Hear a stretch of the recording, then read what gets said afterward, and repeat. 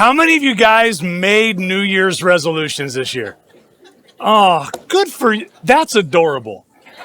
Good for you guys. I am so glad that some of us are holding out hope that things can improve and get better, right? You guys are probably still the ones that have not torn down the Christmas decorations yet. That's okay. You're just hanging on, and we appreciate that. Isn't it kind of like a running joke? Like, the whole thing of New Year's resolutions and ha, ha, ha, ha, because after the first week, they're all pretty much done anyway. And we laugh about it, and yet it's kind of sad, and yet we still make light, and it's just kind of a common thing that we do. And I kind of wanted to share with those of us who didn't even raise our hand because we just gave up. I have resolved to never resolve anything ever again. And I don't want to set myself up for failure or disappointment. If that is you today, I believe the Lord has some encouragement for us. And here's why. It's not because you're not wanting to change. It's not because you don't see areas of your life that need to grow or improve or change. It's not even the fact that you lack determination or you lack discipline or you lack any of these things. Sometimes it's that, but sometimes it's none of these. It's a matter of a bad strategy. We have the right thing we want to do, but we're going about it the wrong way. You guys ever done that before? And if we're going about the right thing in the wrong way, it is going to result in frustration every single time. I heard a story once of a dad who was with his young son, and they lived out in the northern U.S., and it was a lot of snow out there, and it was a big snow day, and they kind of went outside for the first time, just powder, fresh powder everywhere, but they had to go get some tools out of the shed, and the shed was a solid, 50 yards off or so, and this little boy comes out with his dad, they bundle all up, and the dad looks at his son, and he says, hey, buddy, let's have a little competition.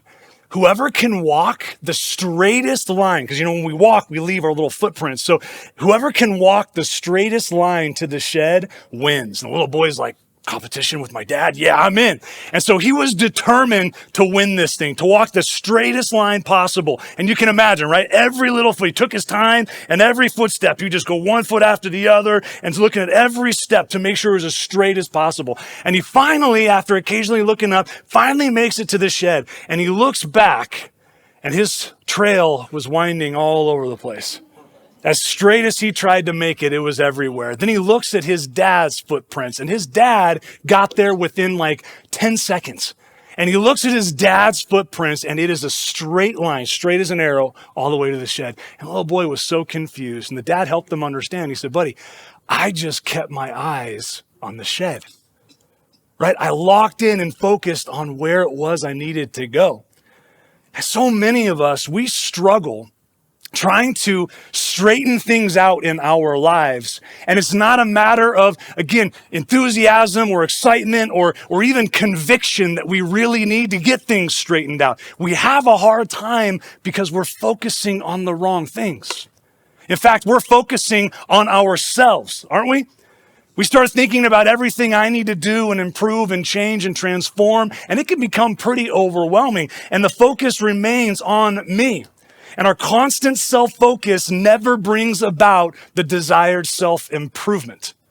And we can't understand why.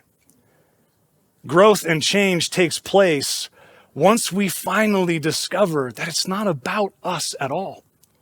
Once we put our focus on the right place, more specifically, the right person, we start seeing everything else in our lives come into order. Unfortunately, it's difficult to do. Much easier to talk about, isn't it? John chapter 4 is where we're going to be today, guys. John chapter 4. It's not a coincidence that as we look to God's word, he reminds us over and over again that our purpose in life is relationships. First and foremost, our relationship with who? With God. It's the greatest commandment, Jesus said, to love the Lord your God with all your heart, soul, mind, and strength. You and I were made and put into this world by God to be in relationship with him. So if we're not relating with him rightly, nothing else in our lives is going to be right, no matter how hard we try to make it that way. There was a woman that Jesus spoke with in John chapter 4, helping her understand just this, because so much of her life was in disarray and disorder. John 4 is the story of Jesus and the woman of Samaria, otherwise known as the woman at the well. Maybe you're familiar with this story. But to give you a little bit of a background, the Jewish people didn't really associate with Samaritans. They lived in a different region in the land of Samaria, and the Jews looked at them as half-breeds. So they were part Jew, but part pagan nation, and those descendants and offspring were who inhabited the nation of Samaria. And so the Jews really looked down upon them. They had arguments over the truth of Scripture and all these different points of contention. They just did not get along well. So this woman was a Samaritan woman. So a good Jewish man, a God-fearing Jewish man, would never be caught dead associating with a Samaritan, let alone a Samaritan woman, in broad daylight. And yet we see Jesus, the Son of God, go out of his way to have a conversation with this woman. She's drawing water from the well, and Jesus does what he does so often, makes this statement that was confusing at first, and says, I have water that you can drink from and you'll never thirst again. And the woman's like, what are you talking about? Give me some of this water. And so he engages in this conversation with her. And we're going to pick up in verse 16 and see Jesus' insight into her life. Verse 16, here's what we read. Jesus said to this woman, go and call your husband and come here. And the woman answered him, I have no husband. Jesus said to her, you're right in saying, I have no husband, for you have had 5 husbands, and the one you now have is not your husband. What you have said is true. The woman said to him, sir, I perceive that you are a prophet. She had great perception, did she not? Very astute, this woman.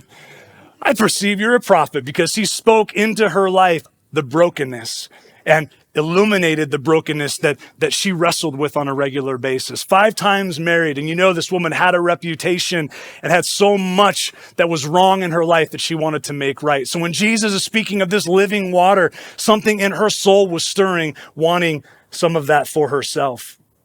It seems, I don't know if you read these verses initially, but first time I read through them, it really seemed like she was kind of just bringing up some irrelevant theological issue here to deflect from her own messed up life. What am I talking about? Let's keep reading here. Verse 20.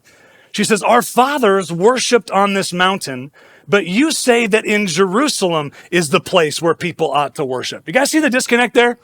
Right, so Jesus is meeting with this woman, talking about living water that will satisfy and quench the thirst for her soul forever. And she's like, I want some of this water. And he says, well, go and call your husband and I'll tell you how to get it. Well, I don't have a husband. No, I know you've had 5 and the one you're with now, not your husband. Well, sir, I perceive you're a prophet and this is awkward and uncomfortable because you called out the sin in my life. Why don't I bring up some obscure theological issue about worship? Because I can deflect from what's really going on in here. We're pretty good at that, aren't we? Any master deflectors in the room today? When someone talks about something that makes you uncomfortable, guys, we have this innately in us. There's something in us that is aware, keenly aware of our failure and our sin and our brokenness. And if something tries to expose it, we fight back and we deflect and we try to distract people from it. I can't tell you how many times one of you has come up to me and been like, you were like speaking right at me. Why were you keep looking at me when I was teaching? Just so you know, I'm not looking at anybody in here. I do a quick overview because if I like lock in, I'll be like, oh, hey, how's it going? And I get distracted way too easily. But it's the Lord just stirring and convicting our hearts at times when we're wrestling with something that he wants to change. And this woman's going through this. Now, at first, that's what I thought was happening here. It's a deflection or a theological distraction. But what we're going to see is that Jesus doesn't correct her. He doesn't call her out on that, trying to transfer things. In fact, he answers her question and engages her in conversation about worship. Why? Because Jesus knew this woman wasn't suffering first and foremost from relationship problems. She was suffering from a worship problem. And in fact, when we look at our lives, so much that is wrong and broken and in disarray or disorder, it is rooted in the fact that you and I have a worship problem. Let's talk about what that looks like here. Verse 21. Jesus said to her, woman, believe me, the hour is coming when neither on this mountain nor in Jerusalem will you worship the Father. Just so you know, that hour that he spoke of that is coming, it's here. We're living in it today. You worship what you do not know. We worship what we know. For salvation is from the Jews. Who is salvation? It's Jesus, the very one she's speaking with. But the hour is coming and is now here when the true worshipers will worship the Father in spirit and truth. For the Father is seeking such people to worship him. God is spirit, and those who worship him must worship in spirit and truth. The woman said to him, I know that Messiah is coming, he who is called Christ. When he comes, he will tell us all things. And Jesus said to her, I who speak to you am he. So she brings up a question about worship, and Jesus says, let's lean into this because this is where so much of your life is going wrong. And I know he's speaking the same thing to so many of us today. If you're here and you know things in your life that need to change, right? Maybe you've tried to change these things unsuccessfully. You have failed miserably and repeatedly and kind of just now throw in the towel, you've given up because you have a worship problem. And so that's why the next couple of weeks, I wanted to start this new year by talking about worship. Not only who we worship, but what worship is. This woman brought up a divisive issue between the Jews and the Samaritans. She said, on this mountain is where we worship, but you say that we need to worship in Jerusalem. The Samaritans had built their temple to worship in on Mount Gerizim in Samaria. The Jews, of course, had their temple for worship in Jerusalem. And there was a point of contention here, and it was all rooted in a disagreement about their understanding of Deuteronomy 27. And I'm not going to go into all the specifics, just know the Samaritans translated certain things differently than the Jews, which led to their sacred or holy sites of worship being in different places. It's comforting for me to know that even in the first century, people were still fighting or arguing over the right way to worship. That's comforting, isn't it? Because we still do it in the church today. That's what denominations divide over so often. What's the right way to worship? There are some who believe that we should only, worship vocally, no instrumentation. And that's the only right way to worship. Others say if you don't have instruments, you're unholy and ungodly. Worship requires instruments of some kind to play the music. Other people, man, they are so about worship and the emotion of it, and they're just, hands raised and jumping around and going crazy. The holy roller type, you know what I'm talking about? Other people, they're the frozen chosen. They don't move. They just stay in a static state. It doesn't matter how moved they are emotionally, it will not move my body. So we worship in different ways. You call it liturgical, you call it traditional, you call it modern or contemporary. There's all these labels that we slap on it. This diversity of worship that we truly will argue over. There are some who believe hymns are the only way we should ever be worshiping the Lord. If it's not a hymn, it's not from him. And we argue and divide over it. From the very beginning, we see these disagreements taking place. How did Jesus respond to her? He didn't go into starting this detail of saying, well, here's the proper form or methodology of how we go about worship. He said, woman, there's a time coming where neither on this mountain nor in Jerusalem will be the place where people worship. This woman was mistakenly understanding worship as something that you came to a specific place to do. And you had to go to this sacred or holy place to do it. And can we acknowledge that a lot of us still have the same mindset today? We must worship only at 29697 New Hub Drive here in Menifee. And it is only here, unless you're in the warehouse, because then the warehouse is the only true place for worship to take place. Right? We have our place, our location where worship happens, and we still have this mindset. And even if we know we can worship different places, we never do. It's only when we gather together here. Jesus wanted her to understand worship is not a matter of location. It's not a position on a map. It's a disposition of the mind and the heart.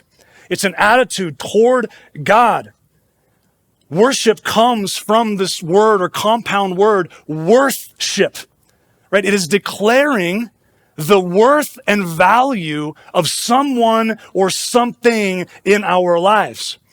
And you and I were made to worship. It's why we're here as well, to know God, to worship him, to declare his worth and value with our lives. If you don't believe that we were made to worship, just look at our propensity to worship every single day. You don't have to look any further than going to a concert or some kind of sporting event. And you will see the innate drive to worship in humanity. Will you not? I think back even 20 years ago, it was one of the first few seasons of American Idol.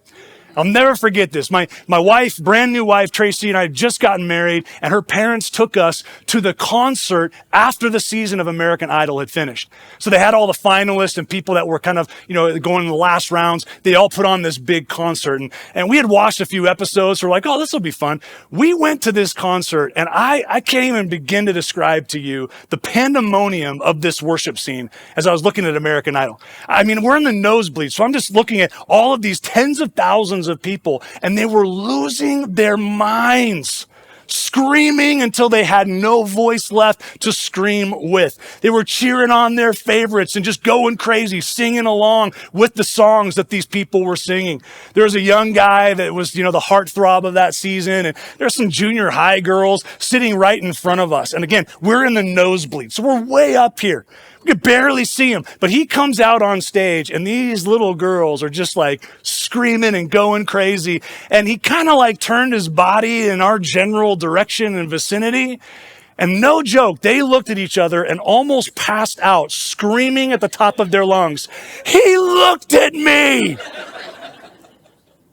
Like, guys, you don't know. We are so far. He could have been looking at me. You have no idea who this guy was looking at. But they were so caught up with and enraptured with this whole experience. We were made to worship.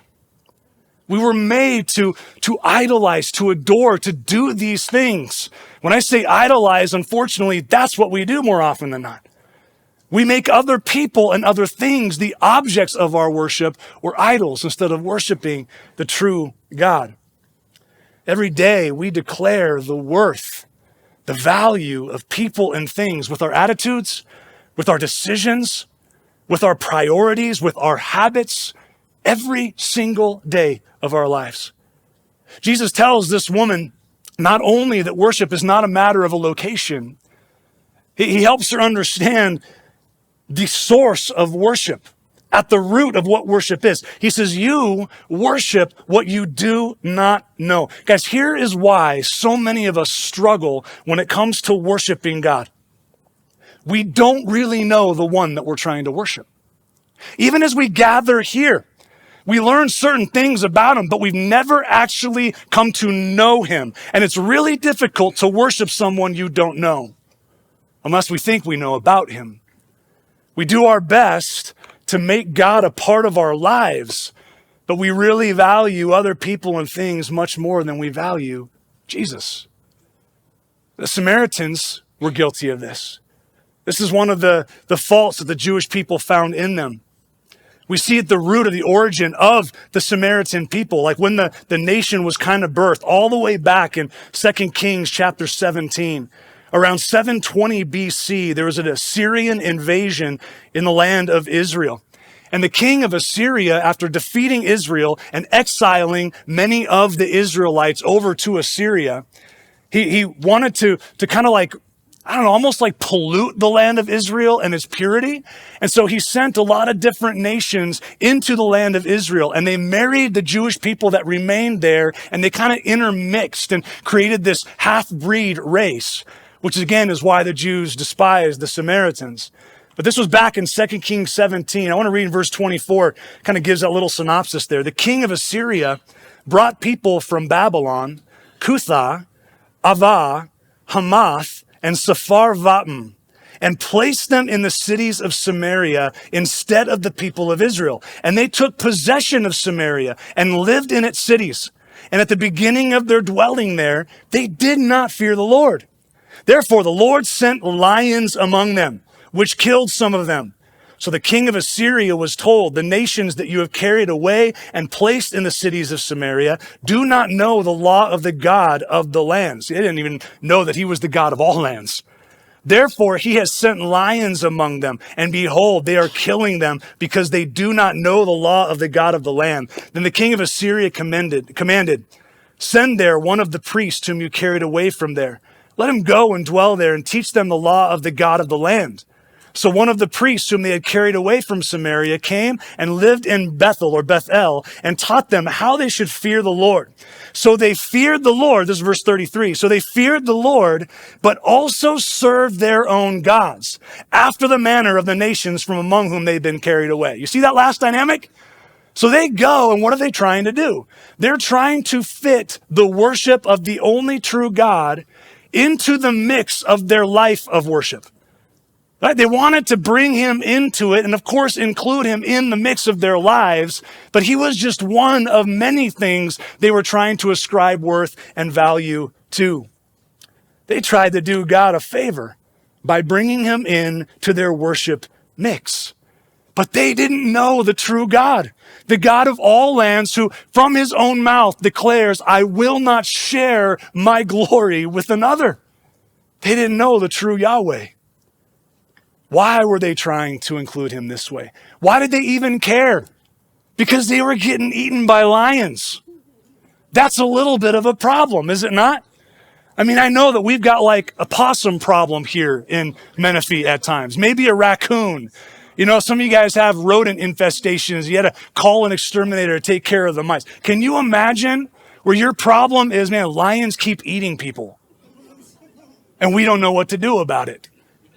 And so maybe if we start worshiping this God too, known as syncretism or the combination of worship, maybe he'll stop sending lions to devour us. Well, there is a lion that prowls about, roaring, looking for someone to devour. Right? Peter describes Satan, God's adversary, the devil himself, as that lion. And guys, many of us, that's why we try to bring a little bit of Jesus into our lives so we can keep out the Satan, right? To keep out the devil and the harm he wants to bring. We don't want that bad stuff. So let's just come here and get it at least a little bit enough of the worship of the Lord to hopefully make our lives just a little bit better. At the root of it, it has nothing to do with God, the one that we're worshiping. It has everything to do with getting from God what we want for ourselves. You tracking with me? It's a utilitarian worship. It's a self-serving worship, which isn't worship at all. When we are worshiping God to get for ourselves, who's the real object of worship? Me. And this was the problem the Samaritans had, why Jesus said, you worship that which you do not even know. Many of us, like the Samaritans, suffer from the same lesser, diminished view of God. Guys, a lot of us, we've been Christians for so long, walking with the Lord for so long, we have become almost overly familiar with the reality of his holiness, his glory, his justice, his power, his omniscience or all-knowingness. We hear these things and we just go, oh yeah, that's God. And we almost take these things for granted. The awesomeness of his holiness is lost to us. Or maybe you're here and you've never really grasped it to begin with. We've had pictures of God that might have been painted for us, but we've never actually ourselves experienced the majesty and glory of his presence, of who he is. And can we all agree that pictures are great, but they can't capture the experience? You guys ever seen a beautiful sunset? You ever been at the beach? And there's just this moment where the waves are crashing. You have that color on the water that only sunset on the sea can actually bring. You don't see it anywhere else in life. And the sun's reflecting, it's going down. And there's just the sound here, the seagulls, the smell, the whole experience. You're there with someone you love and care about. Has anyone almost been moved to tears in that moment? Or am I the only wuss here? I mean, it can be overwhelming, can't it? You see something, you capture something, and you're like, this is incredible. And you take out your phone because I want to remember this forever. I want to share it with other people. And you take a photo and you look at your phone and you're like, that doesn't really do it justice. And you don't even show anybody. Because you know, if you try to show someone a picture of this experience you had, they're going to go, oh, that's nice. As I'll confess with you, sometimes that's what I feel like I'm doing up here. I'm trying to show you guys a picture and just hoping there's enough in it that you're stirred to a point of going, I got to go there myself. I have to go see this place for myself because that looks pretty amazing. I want to go experience it. That's the most I can hope for. If the extent of your experience with or encounter with the Lord is what you're hearing from here or singing about here, you're missing so much. You're missing so much. Evidence of our insufficient and inadequate view of God. It can even be the lack of enthusiasm we feel and have when we're here. Right? That lack of enthusiasm. We wake up kind of last minute Sunday morning. We're just tired from the week. And it's like, oh, what service are we going to go to today? Now, you all made it to first service, which is probably a resolution. Way to go. Year's off to a good start. Some of you guys will be back in the 1140 before you know it. I understand. We wake up late. We're tired. We're kind of dragging our feet, getting ready the whole morning, aren't we? Sometimes we shoot for a service and we miss it entirely, and we just have to go to the later one.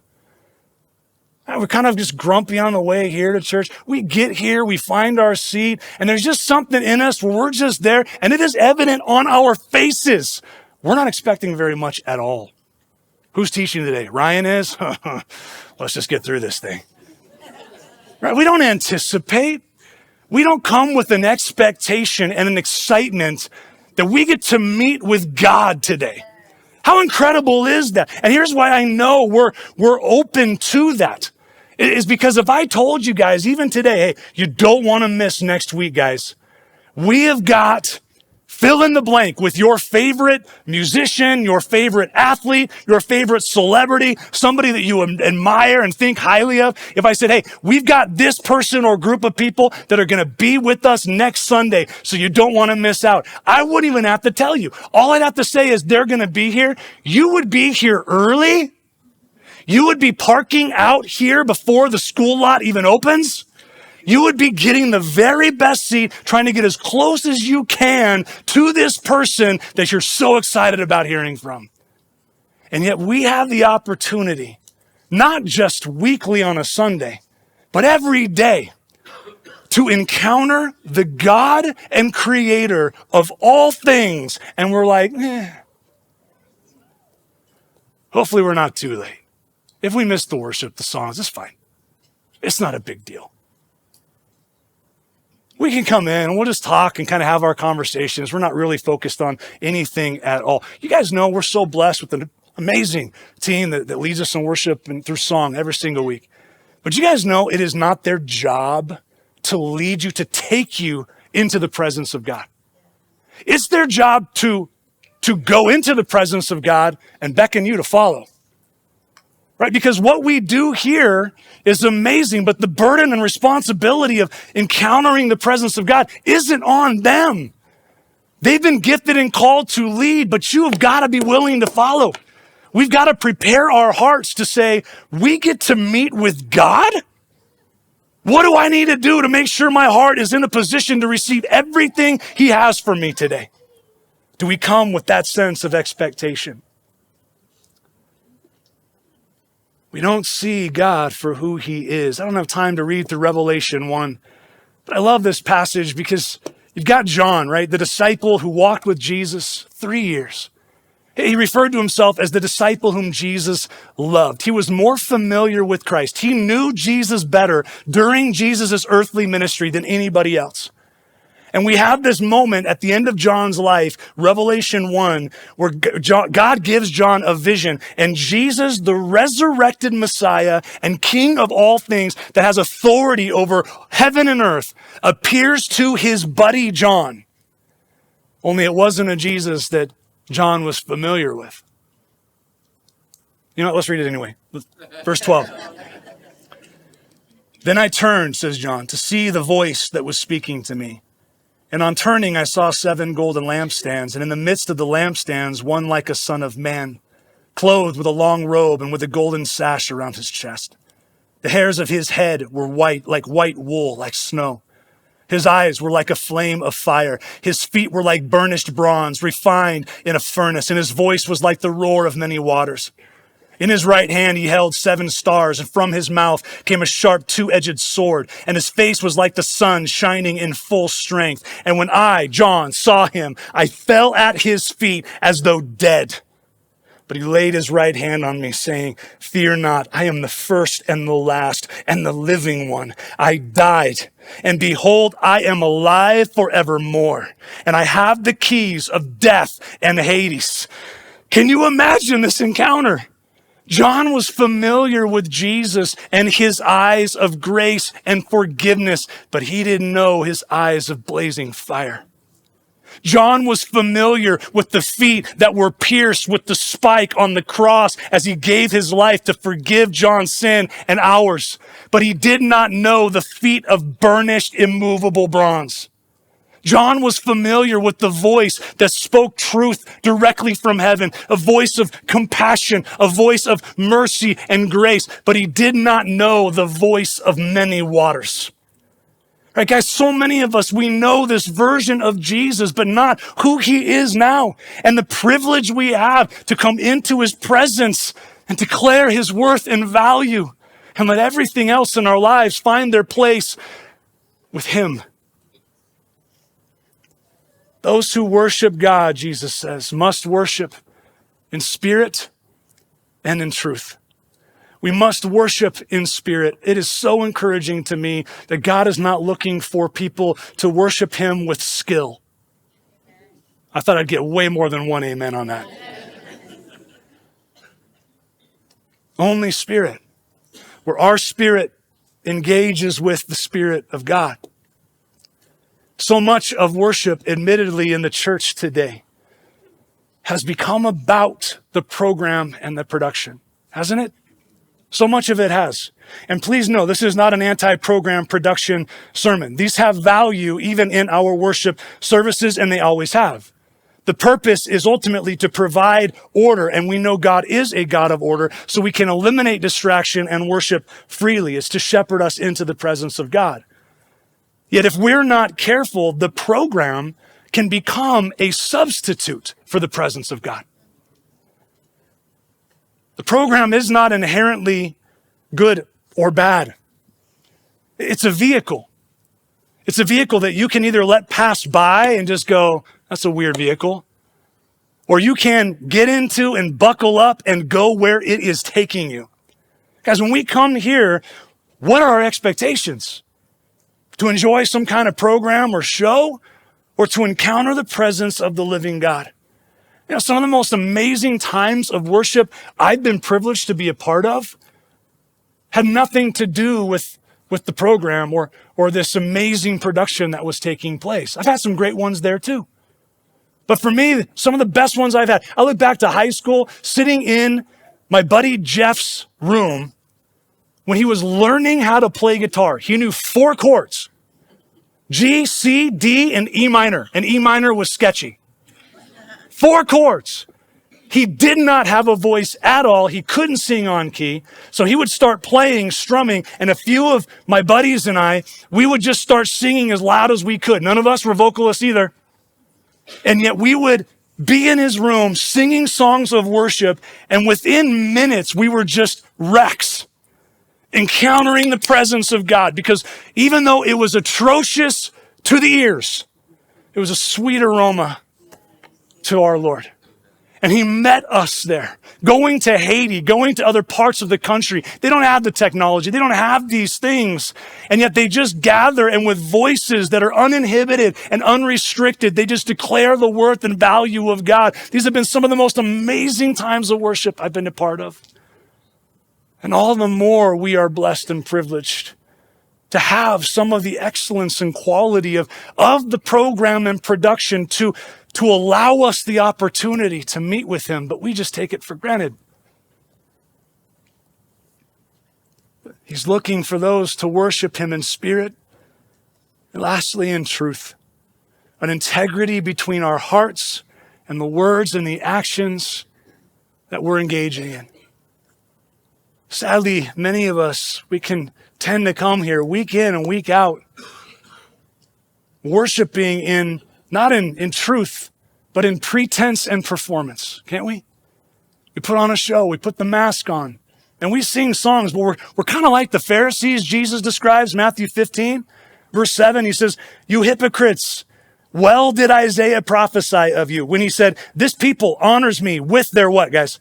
Their lips, but their heart is far from me. In vain do they worship me, teaching as doctrines the commandments of men. How often do our lips sing words that our hearts don't really mean? A.W. Tozer said it very well. Christians don't tell lies. They just go to church and sing them. Think about the truth of that. I know there's a little bit of that like, ooh. But he's not wrong, is he? Think about the songs we sing. And if we were truly honest about the condition of our heart and how we felt toward the Lord, our song lyrics would be very different, would they not? You know the old hymn, I surrender all. We'd be singing, I surrender some. Our God is an awesome God. We'd be singing, our God is an okay God most of the time. Great are you, Lord. We'd sing, pretty good are you, Lord. Guys tracking with me on these? You're worthy of it all.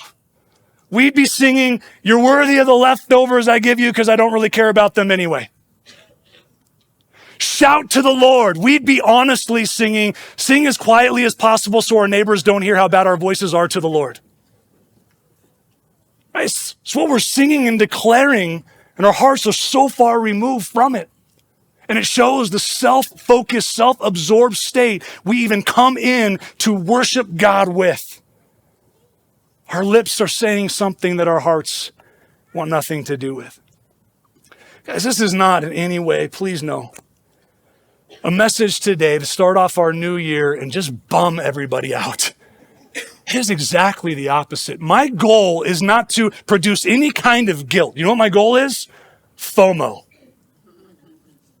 The goal today is to help all of us understand this incredible, insane privilege we have to gather as the people of God, to come into the presence of God and meet with him, to let him speak through his Spirit directly to our hearts, our minds, our lives, and to change everything in us. We have this opportunity. Don't miss it. Don't lose it. Don't take it for granted. You guys with me?